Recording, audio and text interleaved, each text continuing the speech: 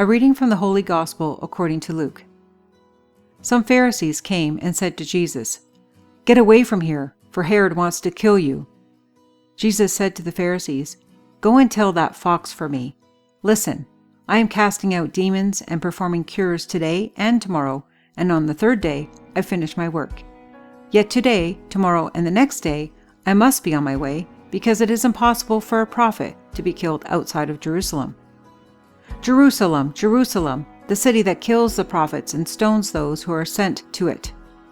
How often have I desired to gather your children together as a hen gathers her brood under her wings, and you were not willing. See, your house is left to you, and I tell you, you will not see me until the time comes when you say, 'Blessed is the one who comes in the name of the Lord.'" The gospel proclaimed isn't always well received. I don't know, I've been active in the church my entire life, and I don't like the gospel preached to me. I find it difficult. I think most of us do, most human beings do. Which is why the Pharisees in the gospel today want to send Jesus away. They find what he has to say challenging. Herod wants to kill Jesus because he finds what Jesus has to say challenging. But it's all right. In the end, it's all right because Jesus can accomplish what Jesus is sent to do, even without words.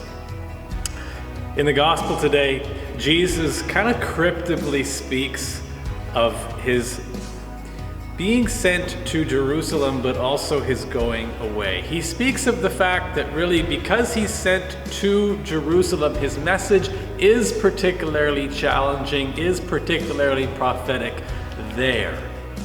But he will leave Jerusalem. He says, "I'm going to go away for 3 days." What he's saying is that he will go away where his message doesn't mean anything. He will ultimately descend to the dead. He's speaking cryptically about his 3-day journey from the Last Supper to the Easter Vigil, to Easter Sunday. And that in itself will accomplish what Jesus is sent to do. The message that Jesus preaches is at times hard to hear. But what he accomplishes for us through his life, death, and rising from it is good news. It's salvation for all. Even the dead are raised by what Jesus does. For those of us who have this commission to preach the gospel, we are reminded through this that even our preaching without words has an effect. Imagine how difficult it must be for Christians in places where Christianity is outlawed, where they have no right to do anything outward in terms of the proclamation of their faith. Well, there's hope for them too to do what they're called to do without words. Just think of what our God has accomplished for us simply by living, dying, and rising for what he believed. Christ saved us. Christ brought us the good news.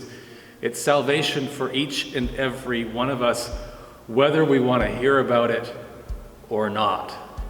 That's the gospel authentically proclaimed. And it doesn't necessarily involve words.